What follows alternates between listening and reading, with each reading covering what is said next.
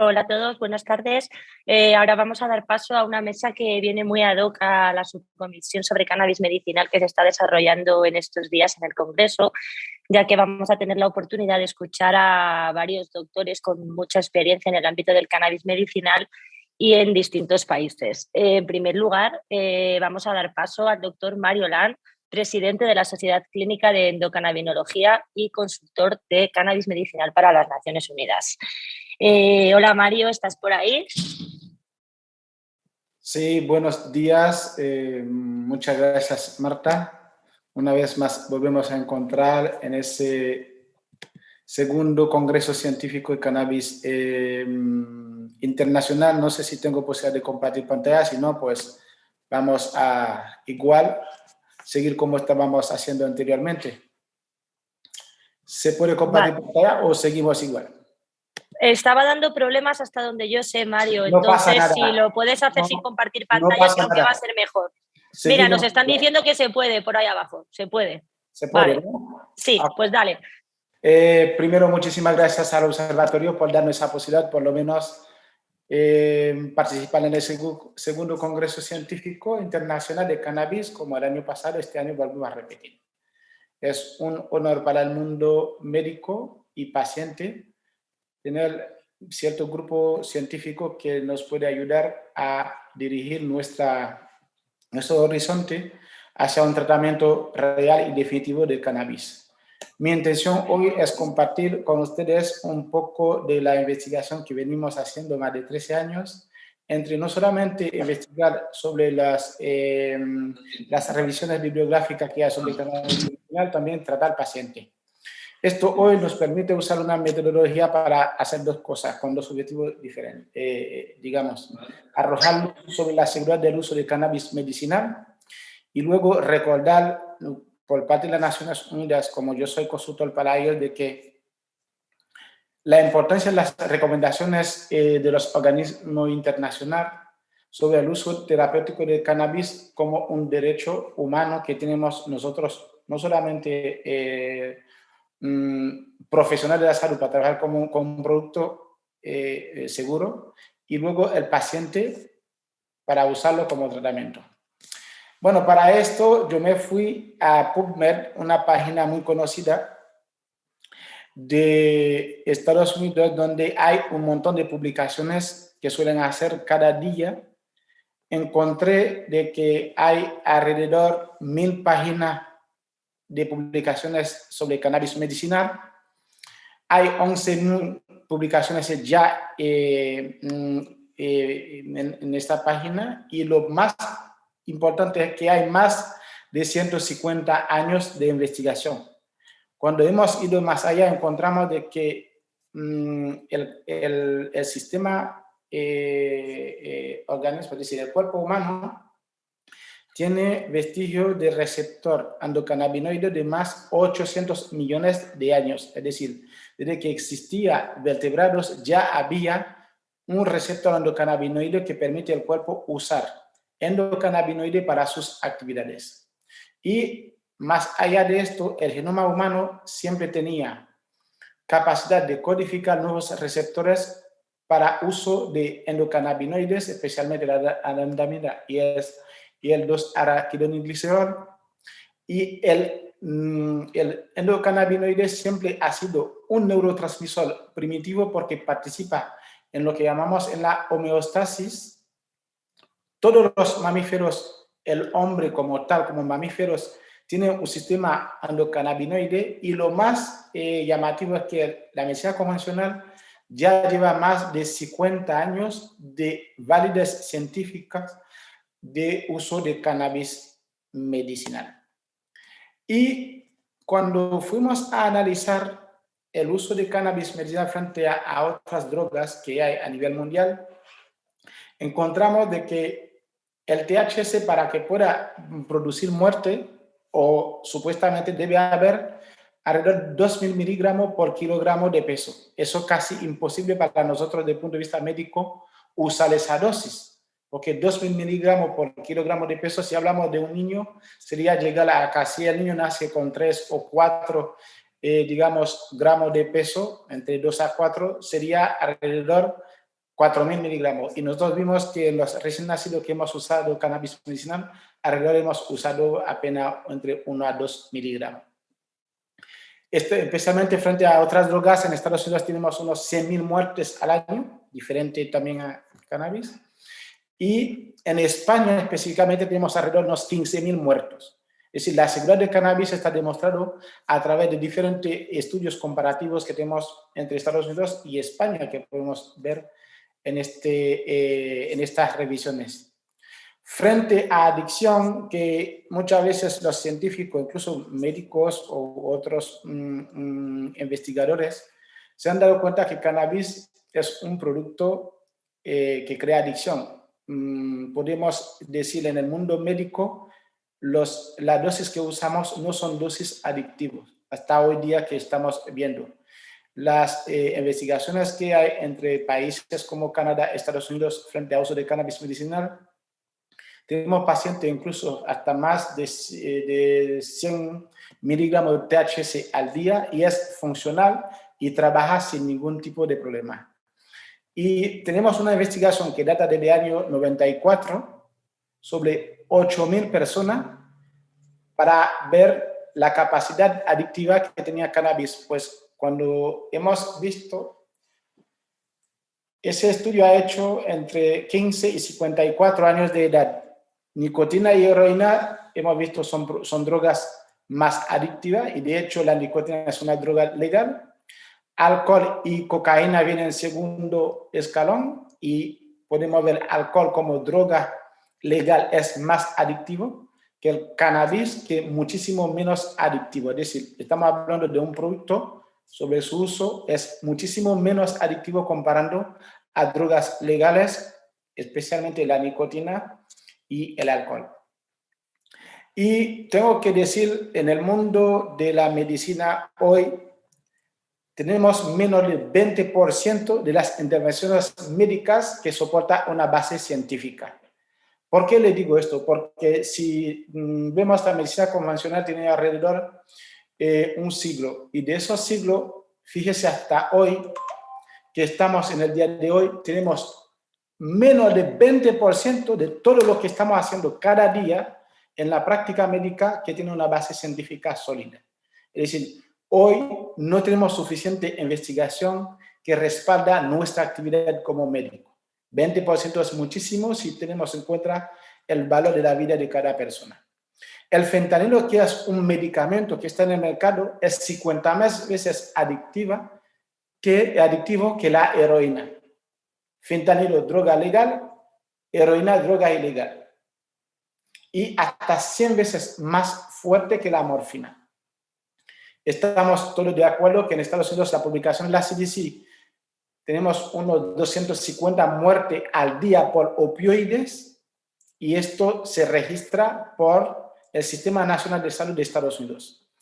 Y cuando analizamos medicamentos a través de la farmacovigilancia, vemos que en España actualmente lidera el consumo de benzodiazepina a nivel mundial. Eso quiere decir que tenemos un producto que estamos utilizando que probablemente haya cierto nivel de adicción en ello que está pendiente por comprobar o ese medicamento no es efectivo, porque si se aumenta el consumo por frecuencia y por dosis es porque ese medicamento probablemente desde el punto de vista de farmacología tiene grandes problemas que merece ser revisado. Y comparando a cannabis, hasta hoy día podemos decir los países que usan cannabis medicinal como medicamento, estamos justo con buena evolución con nuestro paciente y no tenemos un consumo exagerado a nivel de los pacientes. Dicho todo esto, frente a la seguridad del cannabis y comparando a los demás medicamentos que tenemos a nivel farmacológico mundial, en el año 2018 la Organización Mundial de la Salud hizo una investigación similar probablemente a lo que hemos hecho o muchísimo mejor. Emite una publicación en enero de 2019 donde pide a las Naciones Unidas por favor que desclasifique el cannabis por su nivel de seguridad y pide que haya una libertad de uso medicinal por su beneficio para la salud.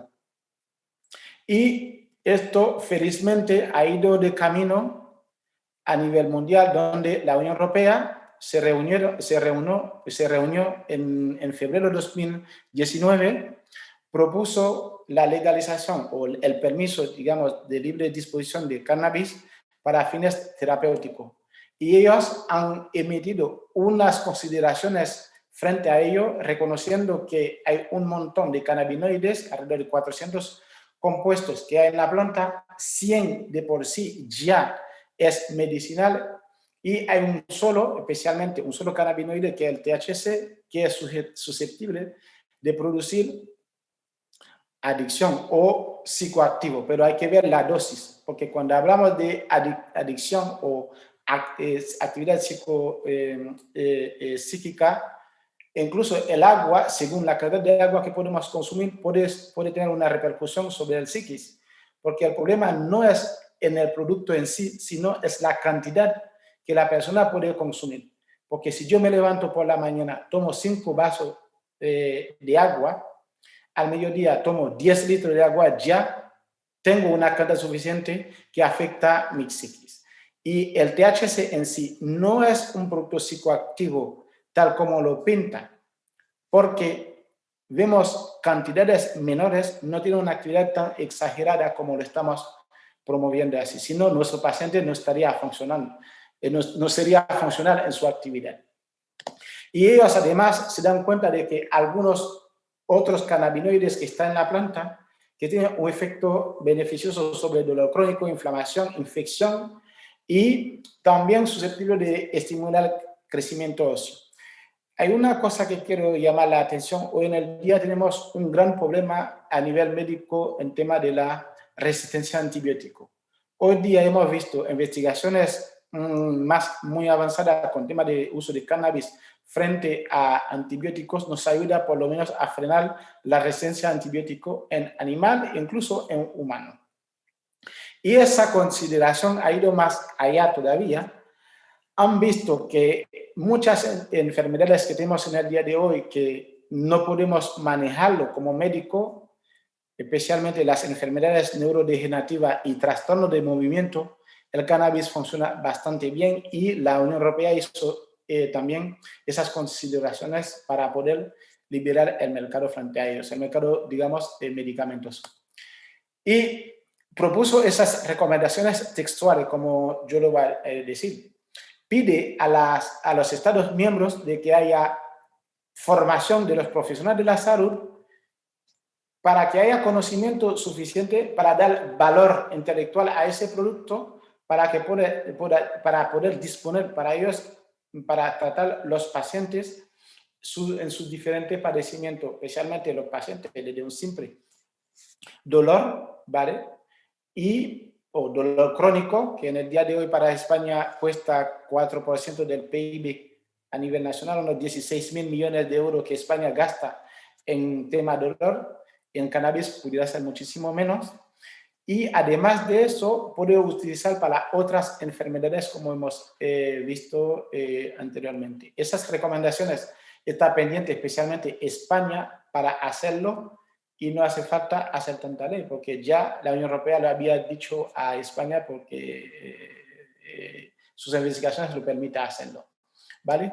Y frente a ellos, pues eso lleva más allá a nivel de Naciones Unidas, donde Naciones Unidas también, después de hacer la revisión que la Organización Mundial de la Salud le había propuesto en enero de 2019, llegó diciembre de 2020 a legalizar el cannabis medicinal para todos los países del mundo, donde ellos han cambiado la clasificación partiendo de unas drogas con grandes capacidad, digamos, adictivo y puede ser perjudicial para la salud, a una clasificación menos restrictiva para uso humano o como tratamiento.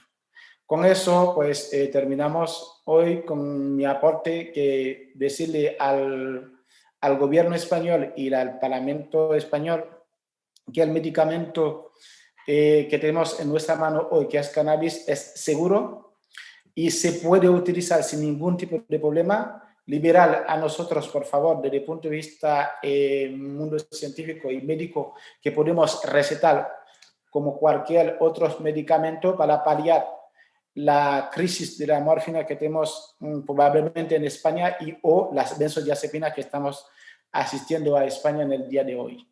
Y se puede favorecer dos vías, una vía farmacéutica que nosotros podemos recetar tranquilamente o si el paciente puede cultivar sin ningún problema a través de autocultivo, como ya los pacientes de por sí lo está haciendo a nivel mundial, especialmente Argentina, Canadá, que son dos países, incluso Uruguay, que son tres países que hoy día los pacientes pueden cultivar su propia medicina dentro de su casa y nosotros los médicos podemos acompañar a esos pacientes solamente en cultivo o también en observar y criticar a todos los pacientes, a criticar la parte científica sin ningún tipo de problema.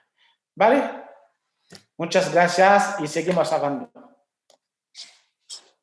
Muchísimas gracias, Mario, por esta interesantísima intervención. Me ha parecido un argumento muy de peso para lo que hablamos de la subcomisión, fundamentalmente esto de que, por ejemplo, que el fentanilo sea más adictivo que la heroína o la morfina. Y bueno, esperemos que, como has dicho, el gobierno tenga en cuenta todos estos argumentos que son científicos y que son los que tienen que tener en cuenta. Y vamos a dar paso a la siguiente ponente, que es Erika Stahl, de Green News Panamá, de la Universidad Latina de Panamá, quien además tiene una maestría en Medicina Biológica Naturista en Santander, España, quien también ha sido entrenada en Medicina Funcional por el Instituto de Medicina Clavel Clinic en USA y además es experta en nutrición celular y terapia ortomolecular. Así que nada, damos paso a Erika. Bienvenida, Erika. Buenos días, muchísimas gracias. Muchísimas gracias por la invitación. Primero que nada, yo quiero agradecer, para mí es un honor poder estar en esta mesa, ya que compartir con la doctora Paola de Colombia y con el doctor Diego de Chile me enorgullece mucho porque fueron mis primeros profesores y quienes me enseñaron y me abrieron las puertas para aprender sobre cannabis medicinal, así que les agradezco mucho. Y ahora voy a exponer qué es lo que está pasando en Panamá. Vamos a compartir.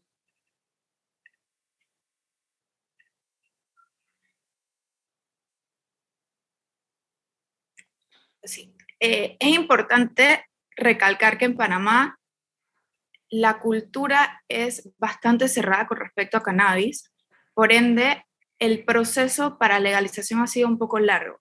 Empezamos en el 2017 con un proyecto que no era robusto, solamente contaba con 9 artículos, e incluía producción local, que fue el punto por el cual tomó tanto tiempo modificar el proyecto y por el cual todavía hay muchísimas personas que están en contra, ya que nosotros somos un país de solo 4.3 millones de habitantes y muchas de las personas acá opinan que no es necesario cultivar en el país, sino que solo se puede importar.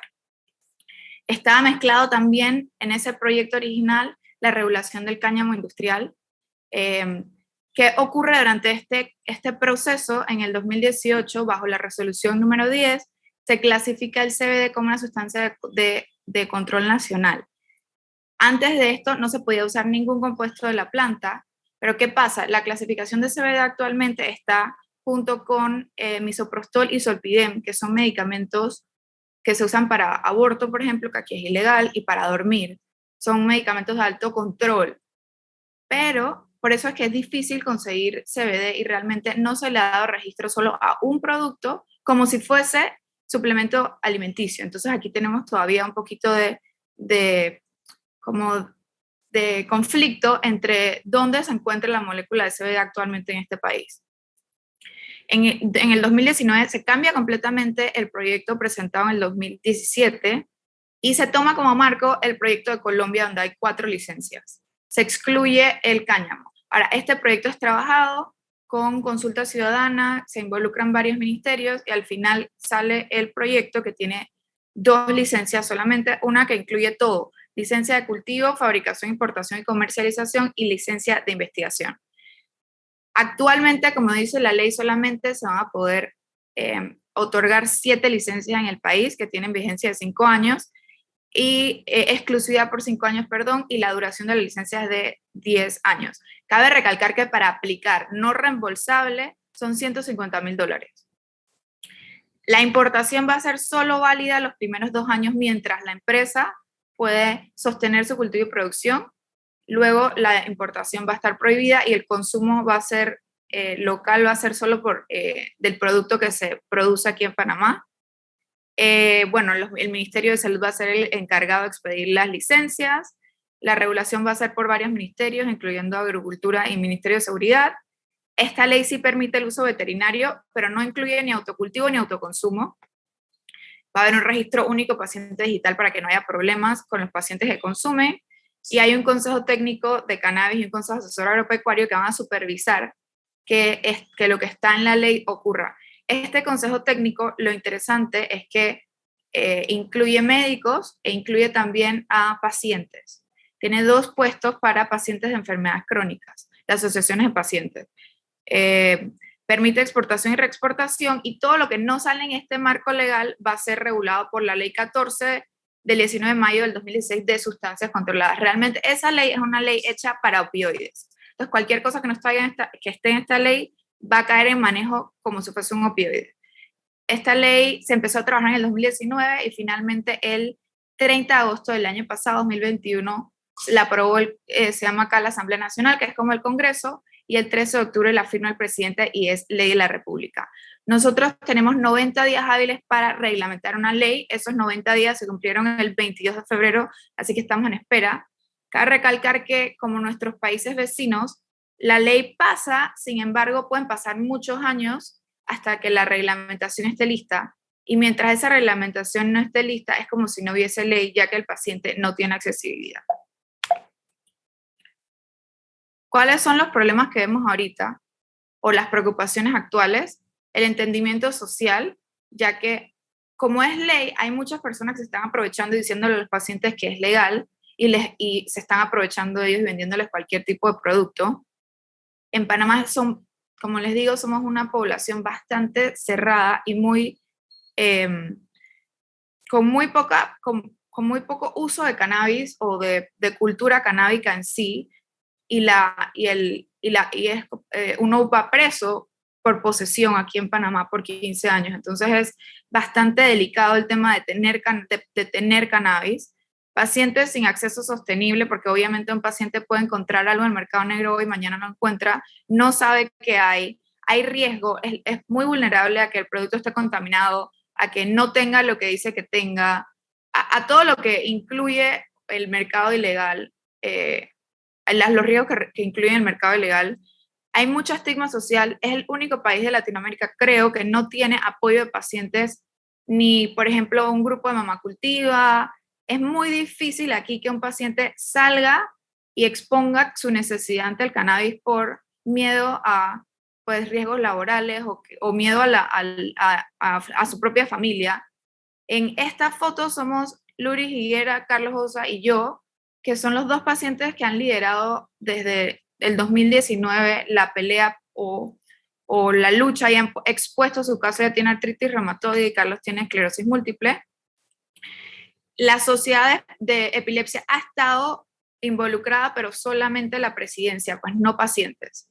Y bueno, obviamente es una preocupación que se vaya a manejar como sustancia controlada, ya que las recetas son solamente por 10 días y no se sabe todavía si van a ser solo especialistas o médicos generales. Entonces les expongo esto. Aquí en Panamá todavía no puedo hablar de experiencia clínica porque realmente no he podido tener experiencia clínica todavía, pero ya entienden un poco cuál es el panorama legal y qué se espera en los próximos años. Muchísimas gracias. Muchísimas gracias a ti, Erika. Muy interesante lo que nos cuentas de Panamá.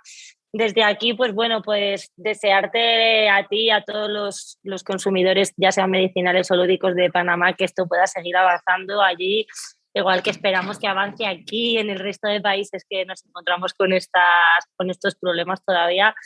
Y también animar a la gente de Panamá con problemas a salir como dices, que hay poca gente todavía que se expone en sus casos, pues también animarles, que al final es muy importante que la gente pueda conocer casos reales y que así se puedan animar las personas a esta lucha. Así que muchísimas gracias, Erika. Ahí nada, vamos a dar paso al doctor Diego Cruz de la Fundación Daya de Chile. Creo que has dicho que ha sido uno de tus maestros, Erika, además, o sea que, bueno, vamos a ver qué nos cuenta Diego. Decir que tiene un máster en medicina de montaña en la Universidad de Varese de Italia y que es un experto en el uso de cannabinoides para el dolor. Así que bienvenido, Diego, cuéntanos. Hola, muy buenos días. Comparto que esta parte que no está frente a la presentación siempre me complica un poco. ¿Se escucha bien? ¿Se ve bien? Se escucha y se ve perfectamente, Diego. Muchas gracias. Muchas gracias. Primero agradecer la invitación, agradecer a los y las presentes. De verdad estoy muy agradecido de esto.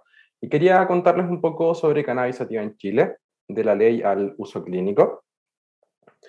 Para mí es importante considerar que esto parte desde la calle, parte desde la organización ciudadana, parte desde las manifestaciones. Acá tenemos una de las manifestaciones más grandes respecto al uso de cannabis, que se realiza todos los meses, Cultiva tus Derechos, todos los meses de abril, y ha sido una marcha histórica, en la cual, claro, acá se cuenta con asociaciones de pacientes muy fuertes, como es Mamá Cultiva, y fundaciones como la nuestra, Fundación Daya, con un fuerte compromiso en lo político, además de lo médico.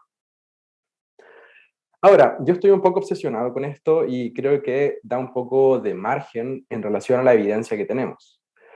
Hay que considerar que la gran parte del dinero en investigación, hasta 20 veces más, se ha dedicado en pos de buscar daños, en pos de buscar los efectos negativos del uso de cannabis. Y si vemos, el uso de cannabis terapéutico, full spectrum, planta completa, es mucho menor. Esto asociado a un periodo en el cual vemos que la ley ha hecho muy difícil el estudio, es que vemos estas curvas. Vemos una curva en la cual en los 60 el uso de cannabis empezó a aumentar de manera muy considerable. Vino la ley muy en contra del uso de cannabis y psicodélicos, y vemos un despertar muy interesante que ya parte a fines de los 90, comienzos de los 90, con los conocimientos más profundos del sistema endocannabinoide. Y luego vemos que esto empieza a aumentar significativamente en cuanto a la investigación. Vemos que incluso el año 2021 fue muy importante el nivel de dinero de medios que se destinó a la investigación clínica. Ahora, yendo a Chile, contamos con la ley 20.000, que es una ley que no suena mala, tristemente que la aplicación sí ha sido mala, que dice, bueno, los primeros artículos tienen relación a sancionar al uso de sustancias ilícitas y, bueno, el que sin la competente autorización posea, transporte, guarde o porte consigo pequeñas cantidades de sustancias o drogas estupefacientes o psicotrópicas, productoras de dependencia física o psíquica, todo lo que tiene que ver con lo de las multas. Lo que es clave de esta ley es que el inciso final, y el que tristemente muchas veces se les olvida a las policías o jueces, es que es a menos que justifique que están destinadas a la atención de un tratamiento médico o a su uso o consumo personal exclusivo y próximo en el tiempo.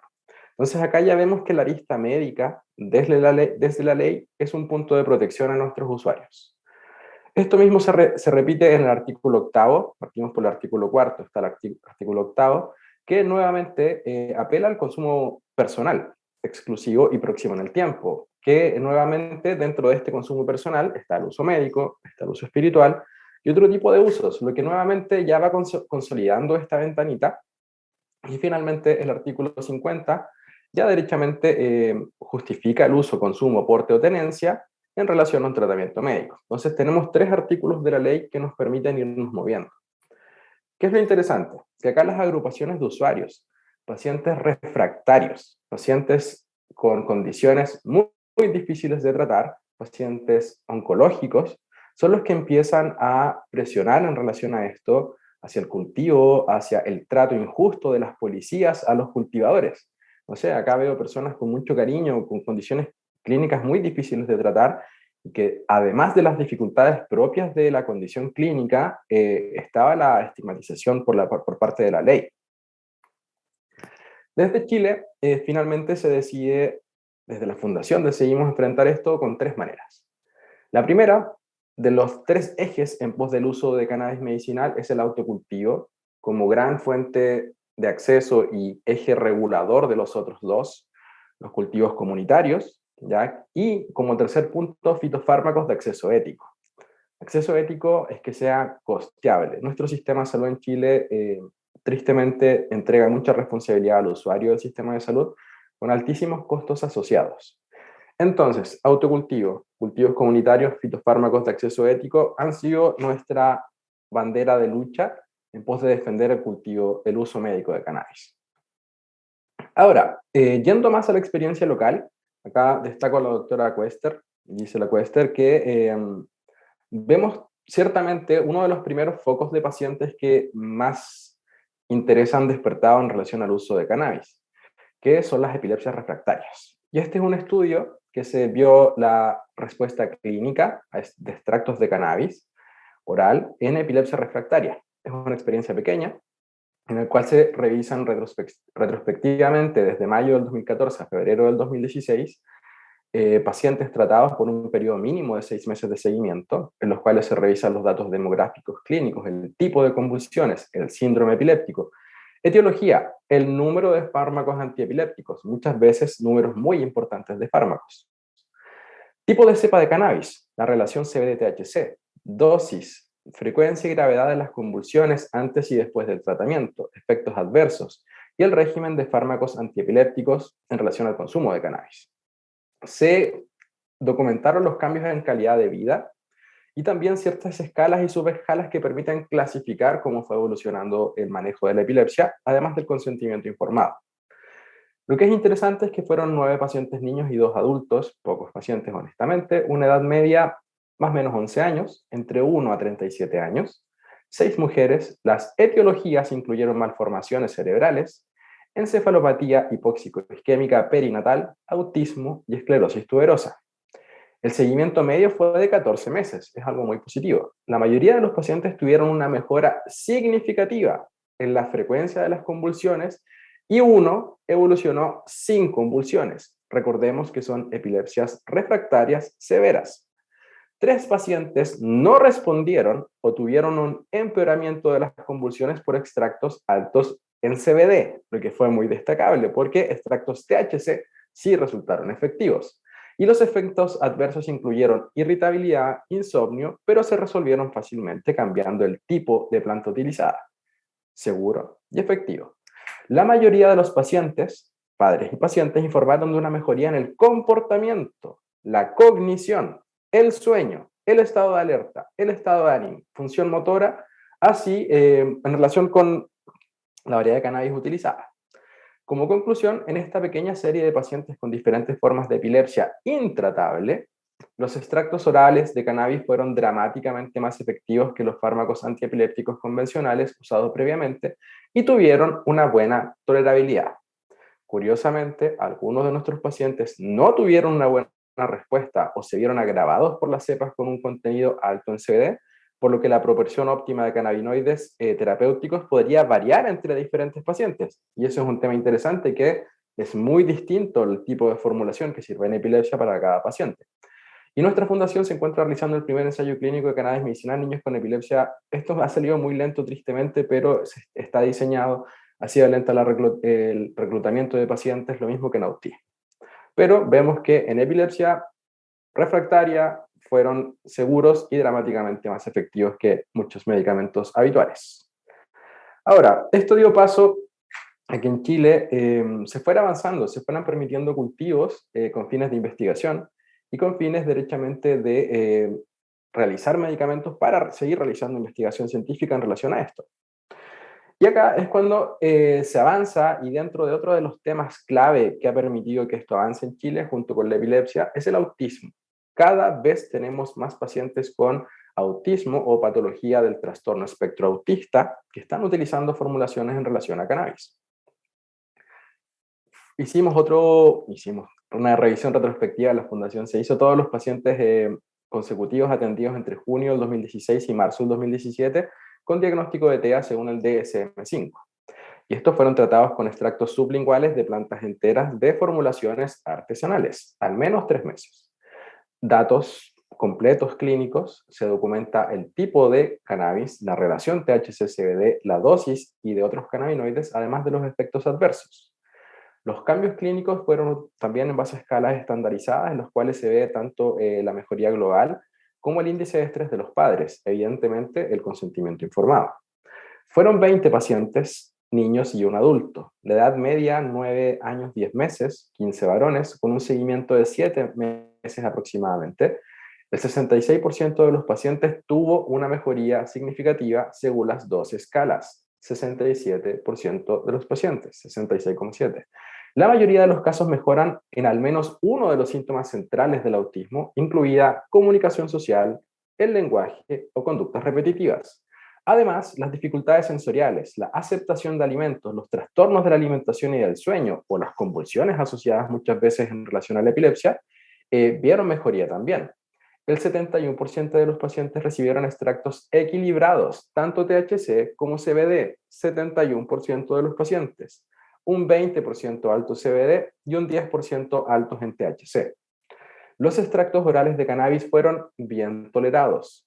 2 pacientes tenían más agitación y uno más irritabilidad, lo que se solucionó cambiando la cepa de cannabis. Muy interesante. Conclusión, en esta pequeña serie de pacientes TEA, los extractos orales de cannabis fueron mucho más efectivos que los medicamentos convencionales. Se necesitan grandes ensayos controlados aleatorios para establecer la seguridad, evidentemente. Luego de esto, vimos que tristemente, si bien tenemos una ley que permite el uso médico, no regula desde dónde se accede a esto y tampoco se entregaron todos los medios para tener un acceso seguro a esto. Y es desde este punto en que desde Fundación Daya se insiste mucho en la ley cultivo seguro, se insiste mucho en proteger el autocultivo como una piedra angular que regula el mercado y también la seguridad de esto, medir los extractos, determinar la presencia de metales pesados y determinar la presencia de los cannabinoides es parte de un cultivo seguro. Ya cercano a terminar, es muy interesante que este es un estudio pequeñito que se hizo, que no es de la Fundación, que es de pacientes que usan cannabis sativa con fines medicinales en cuidados paliativos. En un hospital de la quinta región, el Hospital Gustavo Frique, es una encuesta local. Epilepsia, autismo, cáncer, grandes ejes centrales de cannabis medicinal en Chile. Es un estudio pequeño, 22 pacientes. Lo que es muy destacable de esto es que 15 de estos 22 pacientes utilizaban infusiones. Lo que sabemos es que los cannabinoides son lipofílicos, se llevan bien en las grasas, no en el té. Como fórmula clínica es la menos efectiva. Sin embargo, en esta serie de pacientes es la más utilizada. Inhalatorio, 5 pacientes, aceite, 5 pacientes, leche de cannabis 3 y uno solo tintura. La conclusión de esto es que el uso de cannabis de forma medicinal en pacientes de cuidados paliativos es una realidad nacional. Hoy los pacientes oncológicos o en cuidados paliativos piensan en cannabis. Es llamativa la falta de indicación o asesoría médica con respecto a su uso y la utilización de preparados no estandarizados cuya eficacia y seguridad no ha sido demostrada. Esto de preparados no estandarizados ha sido un punto en el cual se ha atacado mucho el uso de cannabis. Se ha avanzado desde la medición de los preparados artesanales, pero en Chile afortunadamente fueron apareciendo formulaciones estandarizadas. Acá durante un tiempo tuvimos cannabiol, una fórmula 20 miligramos de THC y 9 miligramos de CBD por ml, utilizado principalmente en dolor oncológico, con excelente respuesta. Pero lo que es más interesante es que finalmente aparece la formulación de recetario magistral, en la cual a la fecha hay aproximadamente 82, poco más de pacientes actualmente, médicos prescriptores activos de la fórmula de recetario magistral, con cerca de 5.000 pacientes tratados con algo que no llevaba un año de tratamiento, un año de estar aplicado. Acá vemos fórmulas que van desde el ratio 2:1, 20 miligramos de THC, 9 de CBD, 2:1, 1:1, 1:3, distintos tipos de formulaciones. También formulaciones solo CBD. Lo que es interesante es que también contamos con la vía vaporizada como una vía que se puede utilizar desde el punto de vista farmacológico. Chile tiene historia de cannabis, hemos sido un país cañamero, en algún momento fuimos la segunda potencia mundial en producción de cáñamo, y es parte de nuestra historia defender el uso clínico, es parte de la historia de nuestro país, y es una herramienta segura y que ha servido en condiciones clínicas muy difíciles. Por lo tanto, si ha servido en estas condiciones tan difíciles, estamos viendo también cómo ayuda a otros pacientes en condiciones más simples. Lo que es clave acá es el estudio, la colaboración, el entendimiento, la educación tanto de la comunidad médica como de la comunidad general. Muchas gracias por el tiempo. Diego, muchísimas gracias. La verdad, da gusto escuchar a médicos hablar de autocultivo como piedra angular del cannabis medicinal, la verdad. Y bueno, escucharte decir también cómo, o sea, la cantidad de estudios que desde, no solo tú, desde la Fundación Daya lleváis a cabo para demostrar esta evidencia científica que según gobiernos como el nuestro parece que no existe respecto del cannabis medicinal. Así que muchísimas gracias por todo lo que nos has transmitido, Diego. Y nada, vamos a dar paso ahora a Celeste Romero, que es médica con diploma de honor en la Universidad de Buenos Aires y especialista en psiquiatría homeópata, coordinadora además del Centro de Estudios de Cultura Canábica y bueno, ingresada de posgrado en endocannabinología y terapéutica y secretaria académica de posgrado, perdón, esto se me ha repetido, y docente universitaria, así como asesora médica de la revista THC. Así que nada, pues bienvenida Celeste, te doy paso. Hola, buenos días. Muchísimas gracias por la invitación. Voy a compartir pantalla. Es una alegría estar aquí, compartir también con mis compañeros, amigos de camino. Bien. Bueno, ¿se ve? ¿Se ve bien? Se ve perfectamente y se te escucha perfectamente, Celeste. Buenísimo, buenísimo entonces. Bueno, un poco lo que vengo a compartir tiene que ver con terapéutica canábica y un recorte desde una mirada de salud mental en mi país, Argentina, donde vamos a empezar por presentar como la principal actriz, que es la planta de cannabis. En Argentina tenemos una cultura muy instalada en torno al autocultivo de cannabis. Esto surge también de la importancia de la articulación entre cultivadores y cultivadoras y usuarios y usuarias medicinales. Entonces, como les decía, no es sin la planta. Nosotros en Argentina en este momento tenemos funcionando un programa de cannabis medicinal en la órbita del Ministerio de Salud, se llama ReproCan, sé que va a estar el director más tarde comentando un poco sobre esto. Tenemos más de 57.000 personas inscriptas en este registro, y este registro habilita tanto el uso como el transporte de cannabis y también el cultivo. Básicamente el uso está determinado por la prescripción médica, la sugerencia médica.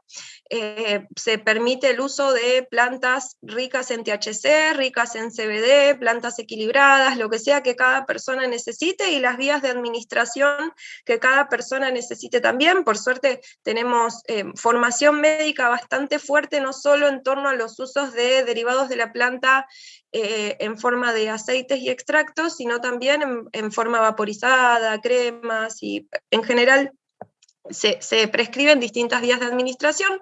El ReproCan también permite el cultivo de 9 plantas en flora por cada persona inscripta, y permite el transporte de hasta 40 gramos de flores secas en todo nuestro país. Una persona que está inscripta en ReproCan se puede subir a un avión con su frasco de flores encima porque es su medicina.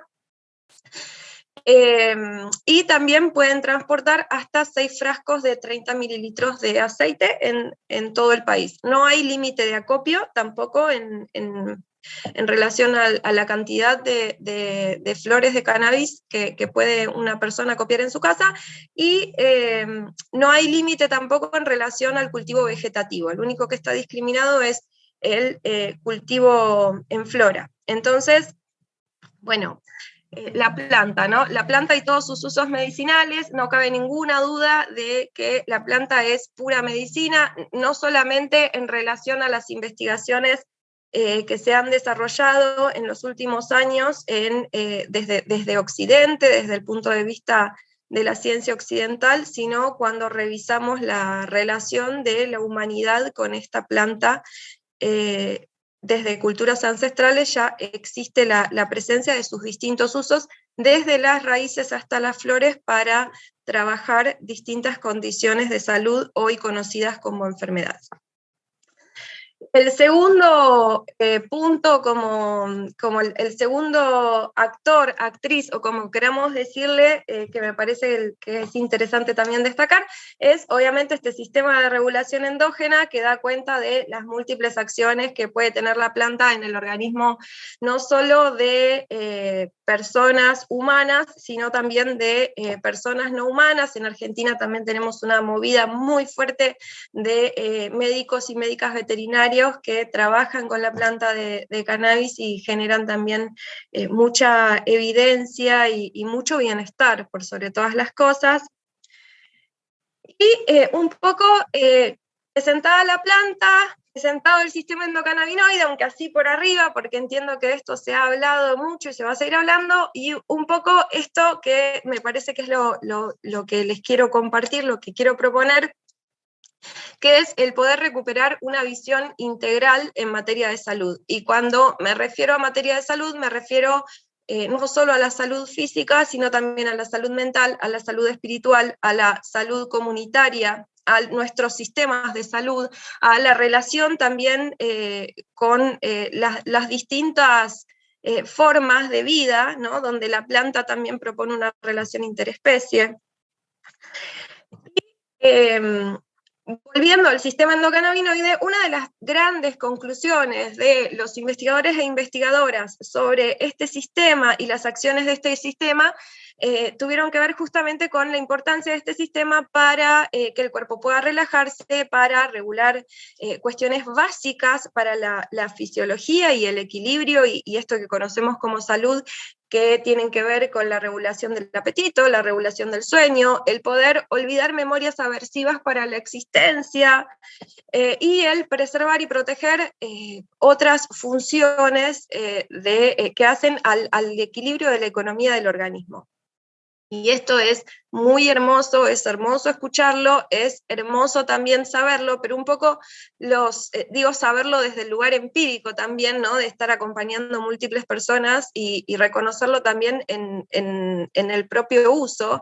Pero también esto, ¿no? De cómo hacemos para bajar esto, para ponerlo en números, para evidenciar esta realidad un poco con números que nos permitan también ser escuchados, ¿no? Porque lamentablemente muchas veces necesitamos parámetros cuantitativos más que cualitativos para los debates. Entonces lo que hicimos desde la ONG en la que participo es realizar una encuesta de personas que usan cannabis en Argentina. Esta encuesta tuvo como objetivo fundamental acercar datos actualizados a partir de datos empíricos, reconociendo que ha habido y sigue habiendo mucha difamación en relación a los usos de la planta, a los universos de usuarios y demás, con el objetivo básico de que sirva como insumo, los datos recabados sirvan como insumo para la elaboración de políticas públicas y propuestas legislativas. Esto no está subrayado de casualidad, está subrayado porque por esto también lo comparto, ¿no?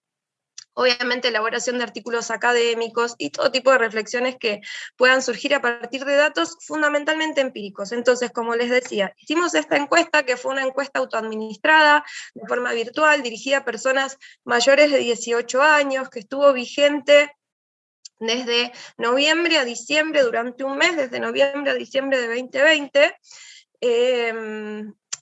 Algo positivo, si se quiere, aprovechamos ahí como la crisis pandémica y esto de que tantas cosas tengan que ser a través de las redes y demás, que aprovechamos ese pulso y planteamos esta encuesta virtual que quizás no sé si en otro momento hubiese tenido tantas respuestas, pero la realidad es que tuvimos más de 64.000 respuestas, lo que hace que sea data interesante e importante. Otra de los datos que me parece esenciales es que la encuesta fue dirigida por un sociólogo, por Emiliano Flores, uno de mis compañeros, y esto tampoco es un detalle menor porque tiene que ver también con poder aportar una mirada que no solamente se reduzca a la cuestión biologicista, muy instalada también desde el modelo médico hegemónico y la ciencia occidental, sino también poder ampliar un poco la mirada de cómo es necesario el diálogo interdisciplinario y la observación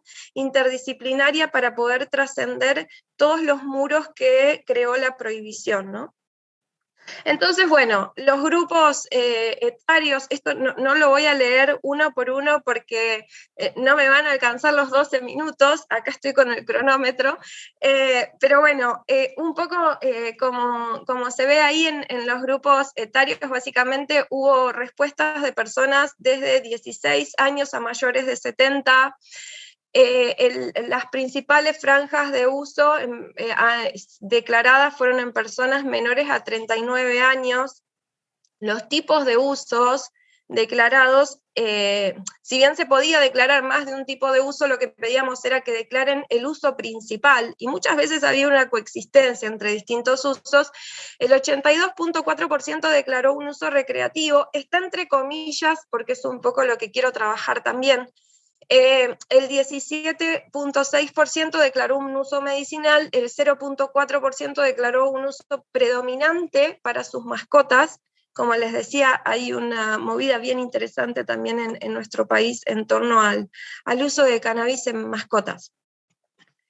En relación a los formatos de cannabis y las vías de acceso, vean qué interesante esto en un país que, como les decía, tiene bien instalada la cultura del autocultivo. El 25% de las respuestas dieron cuenta de que la obtención del cannabis era a través del propio cultivo. También se declaró el cultivo colectivo en una franja importante, el cultivo asociativo. Esto que nos sorprendió gratamente y da cuenta un poco de la forma de relacionarse también de las personas atravesadas o que forman parte de la cultura canábica, que había mucha presencia de declaraciones de personas que le regalaban los extractos o las flores que utilizaban, y bueno, casi una mitad que aún compra la medicina, y bueno, que también da cuenta de la necesidad de un modelo mixto, ¿no?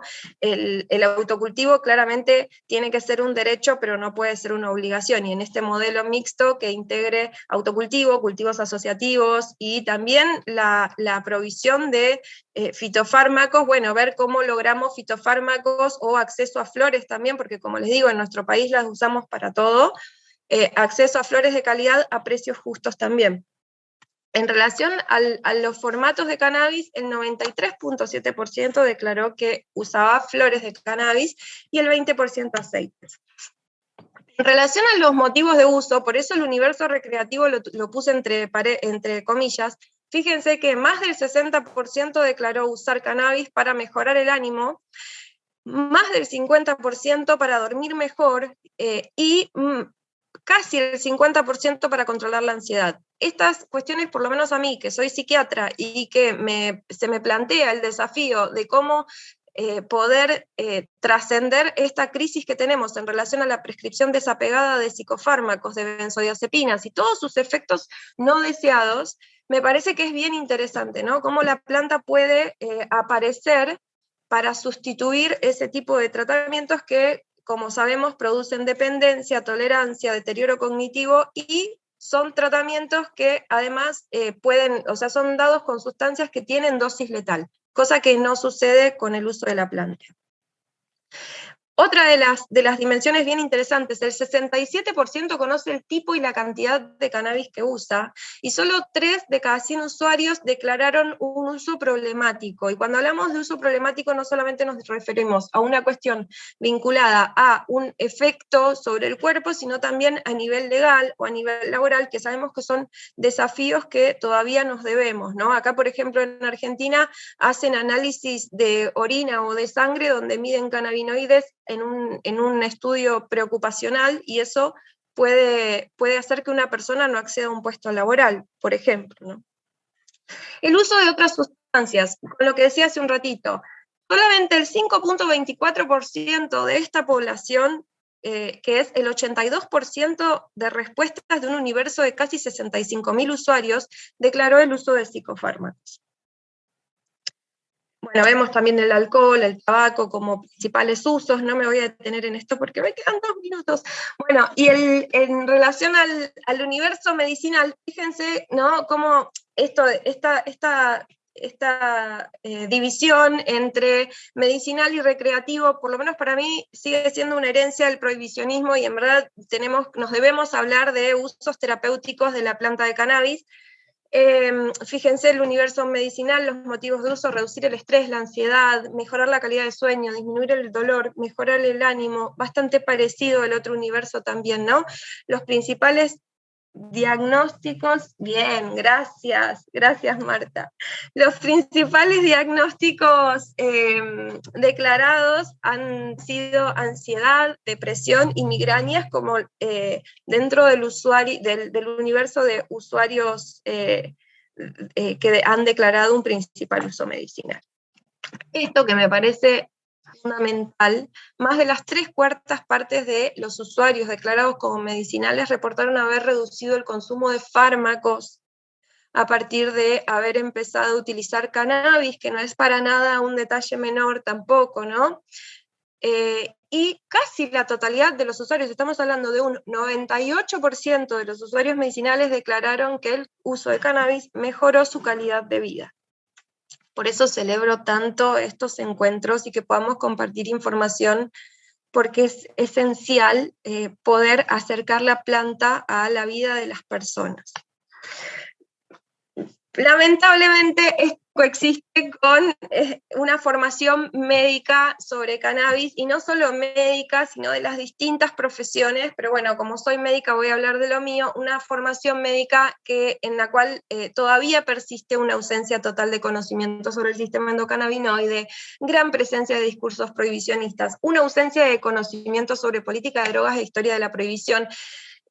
Esto lo estamos trabajando en mi país desde hace ya muchos años. El primer posgrado de terapéutica canábica y endocannabinología dado en una universidad data del año 2017, o sea que ya tenemos generaciones de médicos que se han formado con nosotros y que están formando a otros médicos y médicas. Eso es bien interesante, pero todavía nos debemos la presencia del estudio del sistema endocannabinoide en la currícula de grado. Es algo que debería estudiarse en la formación médica en la materia fisiología, porque es un sistema que tiene que ver con el equilibrio del organismo todo. Y esto también, ¿no?, de la ausencia de conocimiento sobre política de drogas e historia de la prohibición, es tremendo, porque en verdad lo que se enseña es que ciertas sustancias están prohibidas, y desconocemos cómo es que esas sustancias llegan a estar prohibidas, y cuando uno comparte esa información, empiezan a aparecer las caras de asombro, ¿no? Como, esa información siempre estaba ahí y nunca accedí a ella. ¿Por qué? Bueno, eso se llama prohibicionismo, que es lo que estamos de alguna forma deconstruyendo día a día. La terapéutica canábica, ya voy a ir cerrando, pero frente a ese prohibicionismo, frente a esa desinformación, la terapéutica canábica aparece como una plataforma de aprendizaje maravillosa, donde aparece un cambio paradigmático también desde las monomoléculas a la medicina, no solo de un fitofármaco, sino también la medicina de una planta. Como les decía, en Argentina hay una cultura de autocultivo, y como les decía, soy psiquiatra, soy especialista en salud mental, entonces no puedo reducir mi visión solamente al efecto de una flor o un aceite, sino que también, por lo menos desde mi punto de vista, la terapéutica canábica engloba también la relación con la planta, su cultivo y toda esta terapia ocupacional que se genera en torno al cuidado de la planta, ¿no? Lo que se ve es que las personas cuidando la planta empiezan a tener registro de cuidado sobre sus propios procesos también. Bueno, quiere decir que la planta es mucho más que cannabinoides, el glorioso efecto séquito, es súper importante también poder corrernos de ese lugar antropocentrista, dominante, donde tendemos a querer reducir la vida a moléculas, ¿no? Y entonces poder proponernos el observar para integrar, observar para cuidar, dejar de someter y controlar de ese modo. También Ya termino, perdón. Esto de que menos es más, siempre en terapéutica canábica quiero dejarles esto que me parece que es súper importante porque también desafía nuestra forma de vincularnos en una cultura extractivista, en una cultura consumista. Menos es más en terapéutica canábica, y no porque le tengamos miedo a la planta o porque tengamos una posición prohibicionista, sino porque el sistema endocannabinoide, así como regula otros sistemas, se regula a sí mismo. Si aparece una sobrecarga de cannabinoides exógenos, este sistema merma en su acción. Entonces, si lo que queremos es que este sistema recupere funcionalidad, recupere tono, es importante también que nos demos el tiempo para encontrar las dosis, para conocer, ¿no? Escuchar el impacto de la planta en nuestro organismo, lo que deconstruye totalmente las formas de relacionarnos con el cuerpo instaladas desde la medicina occidental, donde la persona juega un rol activísimo, súper activo en su terapéutica, y es fundamental también el horizontalizar la relación entre los profesionales de la salud y las personas que requieren de los servicios de salud, hasta ahora llamadas pacientes. A mí la palabra paciente, la verdad que no me gusta, les invito a ver si podemos habitar esa relación desde otro lado, ese lugar subjetivo con otro vocablo. Lo que hemos visto en mi país es un cambio de posicionamiento subjetivo hermoso. De cada postal que van a ver ahora son 3, podría hablar 1 hora, no lo voy a hacer, simplemente miren las caras y esa cara de felicidad y la belleza de esas plantas también. Hay una historia inmensa detrás de cada postal. También la relación interespecie como parte de la terapéutica, la soberanía, la gestión comunitaria, el autocultivo como parte de la terapéutica, habilitando información real acerca de qué es lo que se consume, materia vegetal de calidad, una participación activa en la gestión de cuidados y placeres y un cambio en la posición subjetiva en relación a la enfermedad y también en relación a la droga, ¿no? Entonces, desde acá, desde Argentina, una invitación a volver a la naturaleza, a acompañar a personas que cultivan, porque es posible también trabajar en medicina desde esta visión. Muchísimas gracias. Muchísimas gracias a ti, Celeste, por tu intervención. Muy interesante todo lo que nos cuentas de Argentina. Esperemos que siga avanzando, que podáis seguir educando a más futuros médicos y que es lo más importante, la educación, como bien has dicho. Y nada, para terminar con la mesa en la que estamos, vamos a darle paso a Paola Pineda, que es médica y cirujana por la Universidad Pontificia Bolivariana, especialista en Derecho Médico por la misma, con un máster en VIH por la Universidad Rey Juan Carlos de aquí de Madrid, donde estoy yo, y que además forma parte del Grupo Curativa de Investigación en Cannabis Medicinal. Así que bienvenida, Paola, te escuchamos. Buenos días, Marta, buenos días a todas y a todos. Muchas gracias por la invitación a compartir hoy con ustedes un poco de la experiencia colombiana y gratitud por estar aquí al lado de mis grandes amigos y compañeros de camino. Vamos a compartir entonces aquí pantalla.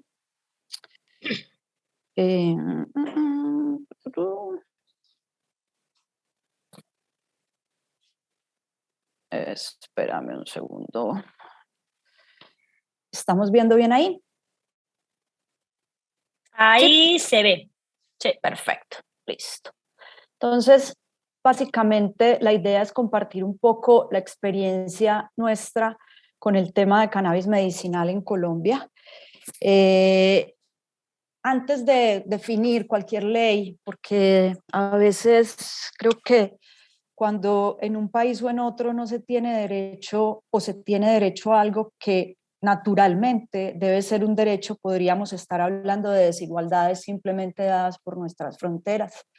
Y básicamente para mis colegas médicos recordar que la salud como derecho, para preservarla, nosotros como profesionales de la salud podemos prescribir un tratamiento o terapéutica que consideremos mejor para garantizar la salud de su paciente. Independiente de cómo fuese la ley en Colombia, que ya vamos muy avanzados, todos los médicos tenemos un código o una ley de ética médica. Para nosotros es la ley 23 desde el 81. Y este quizás fue el principio para que médicos como yo y otros en el país empezáramos a usar cannabis, porque las realidades de los pacientes van a un paso muy diferente que las realidades de los países y los puntos de burocracia que todos conocemos. Así que la invitación es a los médicos y a los pacientes a que lideren el tema y arranquen.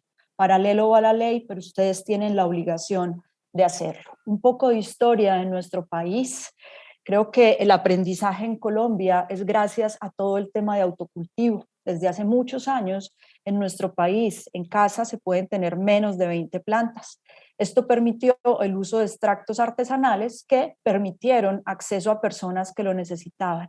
Esto hizo que se tenga la experiencia clínica que hoy tenemos y que cada vez esos cultivadores perfeccionaran más sus métodos de cultivo y transformación. Hoy tenemos varias empresas con licencias de cultivo, transformación, semillas, investigación y exportación. Y a través de diferentes alianzas se han convertido estas fórmulas artesanales que nos permitieron arrancar en fórmulas magistrales elaboradas en laboratorios con buenas prácticas extendidas a cannabis. Ojo, esto no quita que sigamos en lo anterior. Si bien hoy hay acceso a fórmulas magistrales, el autocultivo sigue siendo permitido en nuestro país. ¿Cómo posicionamos hoy a Colombia? Como un potencial para exportar productos de alta calidad y también experiencia clínica. Y esto para nosotros tiene un significado supremamente especial porque implica cambios de paradigmas en un país tradicionalmente golpeado por la absurda guerra contra las drogas. Entonces, básicamente, esa función de todo el autocultivo y de toda la experiencia que tenían nuestros amigos cultivadores y transformadores permitió que al final los médicos acompañáramos a los pacientes que ya habían acudido a ellos para que les pudieran proveer de sus extractos o de sus flores. ¿Qué ha pasado con nosotros en estos años? Lo que les voy a presentar son un par de cortes. El de pacientes completos que hemos atendido son 4.320 personas hasta el 2020. No hemos actualizado a 2021. Como verán, ha habido un incremento en el número de pacientes que en 2020, disculpen, que en 2020 cae un poco por todo el tema de pandemia. Interesante, pacientes de todas las edades. El paciente más pequeño que hemos atendido, empezamos a atender a su madre durante la gestación y a él le dimos gotas cuando empezó al mes de vida, y el paciente mayor que hemos tenido, 102 años en el momento de trascender, lo trabajamos desde los 97 hasta los 102 años con una calidad de vida muy interesante. El grupo mayor de pacientes que hemos atendido es dolor, pero miren, si juntamos epilepsias refractarias con epilepsias, aquí está el grupo del 26% de pacientes. Tenemos un grupo importante de pacientes de cáncer, pacientes de insomnio, pacientes de trastorno de ansiedad, fibromialgia, enfermedad de Parkinson, que por cierto, 11 de abril hoy se conmemora el Día de Parkinson, pacientes de artritis reumatoidea, autismo, enfermedad de Alzheimer y demencia. Entonces, en estas condiciones clínicas está el 81.2% de nuestros pacientes. Algunos resultados clínicos que quiero compartir con ustedes en dos grupos de pacientes, efectos favorables y secundarios que ya veremos, pero que son prevenibles, previsibles y se aparecen muy fácilmente tratables. El grupo de pacientes con epilepsia refractaria, esta es una corte que tuvimos del 2014 a 2019, donde analizamos 237 pacientes, y si miramos simplemente lo cuantitativo, que no es lo más importante, lo cualitativo cobra mucha importancia, podríamos decir que más del 60%, si sumamos aquí reducción de crisis en un 100%, reducción de crisis de un 80 al 99% y reducción de crisis del 51 al 79%, tenemos un 61% de nuestros pacientes que tuvieron una reducción de crisis mayor al 50%.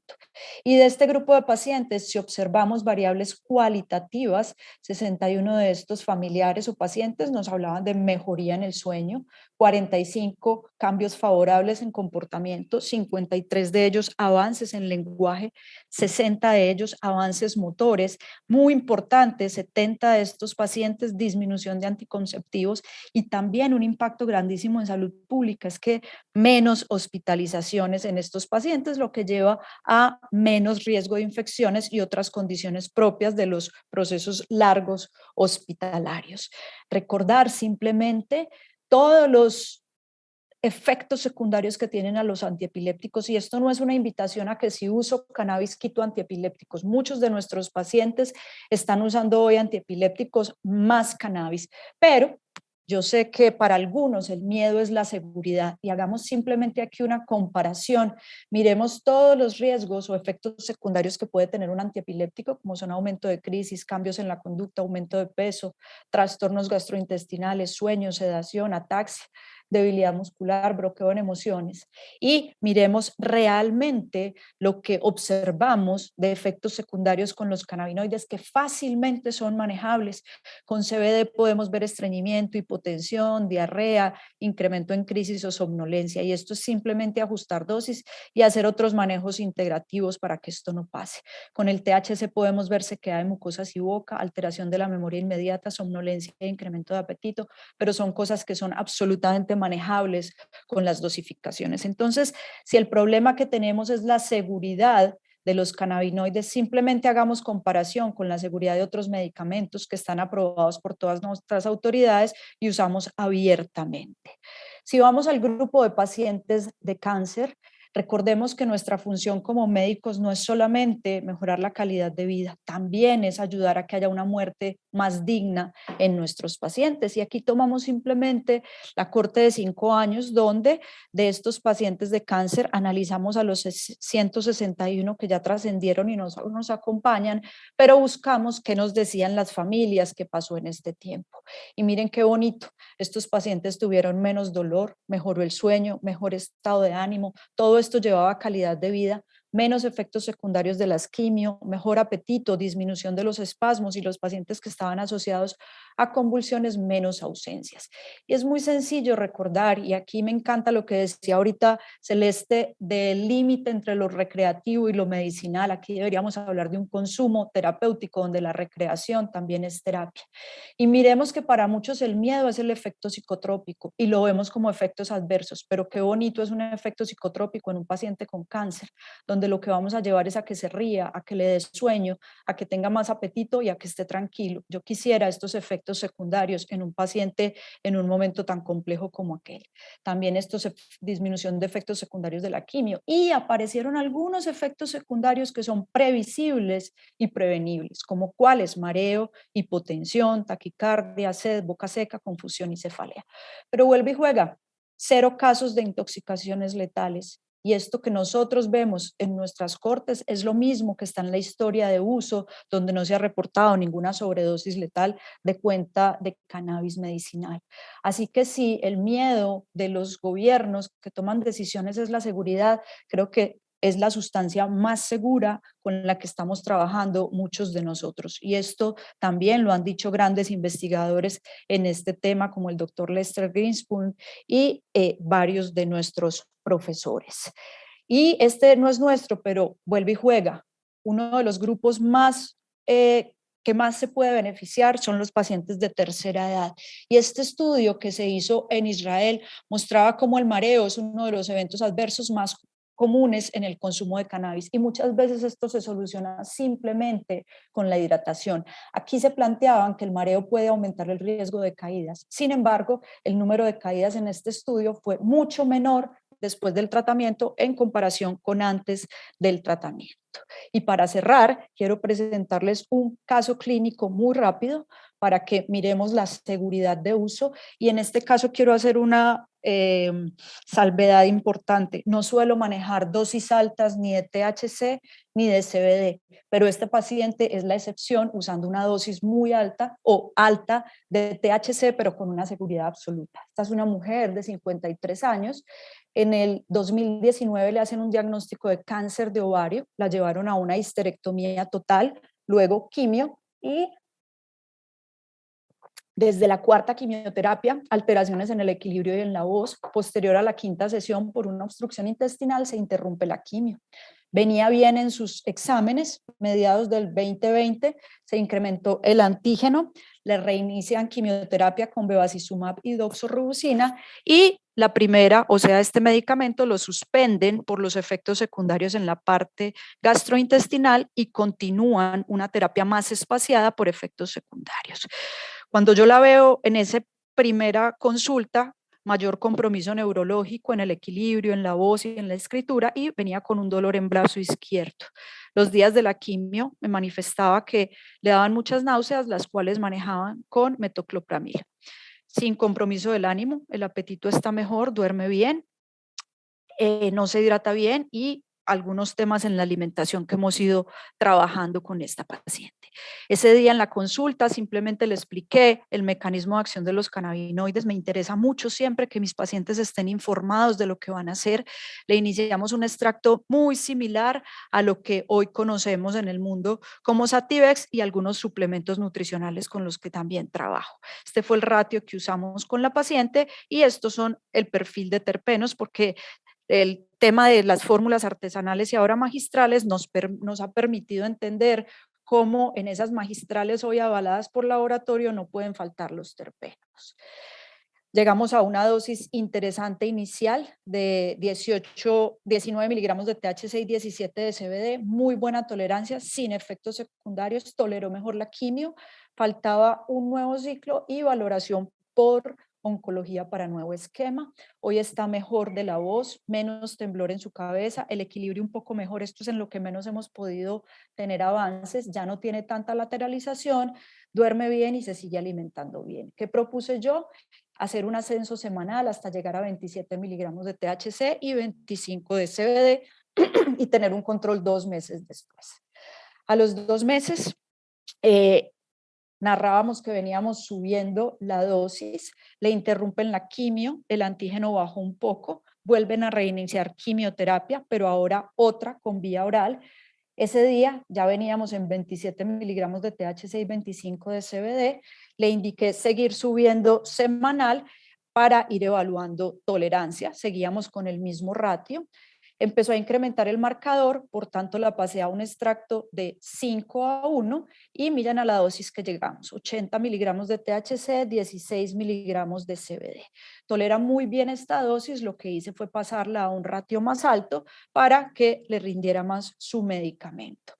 Básicamente esta es una paciente que no ha respondido bien a sus quimioterapéuticos, que va subiendo y bajando de antígenos, pero lo que hemos hecho es que nos hemos ido subiendo en los extractos de THC. Actualmente venía con un nuevo protocolo, pero hace una baja de plaquetas y por eso vuelven a suspender. Pero miren, desde agosto del 2021 la tenemos con una dosis de 120 miligramos de THC y 12 miligramos de CBD en el día. Realmente es una paciente donde lleva 6 ciclos con gemcitabina. En esta última hubo una disminución muy leve del antígeno, pero miren lo más bonito de ella. Frente al tema de calidad de vida, está sin dolor, duerme bien, se alimenta bien. Aquí tiene algunos episodios de vómito que vamos manejando con otras cosas y es una paciente que en nuestra consulta de febrero la seguíamos manejando con otros hongos como melena de león, cola de pavo, está con oligoelementos y alguna proteína. Miren, seguimos con esta misma dosis y es una paciente que la entrevista conmigo en la consulta está supremamente bien.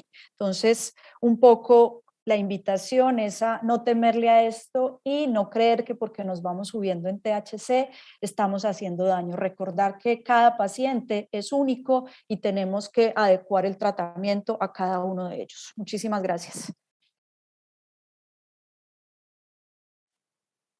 Muchísimas gracias, Paola, por tu intervención. Me ha parecido interesantísimo todo lo que nos has contado, sobre todo de los pacientes, de los porcentajes de cannabinoides, de los terpenos, efectos séquito y demás, que siempre está bien ver que se sigue estudiando. Y bueno, vamos a cerrar esta mesa, así que desde el Congreso daros las gracias a todos los participantes, porque no sabéis lo importante que es que tengamos médicos como vosotros que transmitan esto a nuestros políticos, que tanto dicen que no existe evidencia científica del uso médico del cannabis y que no hay una seguridad de este tipo de medicamentos frente a los otros. Con vuestras intervenciones, con la de todos, ha quedado clarísima que al revés, hay una evidencia clara, como ya sabemos, de que el cannabis medicinal funciona en algunas cosas y en otras que seguro que aún desconocemos porque no se han estudiado.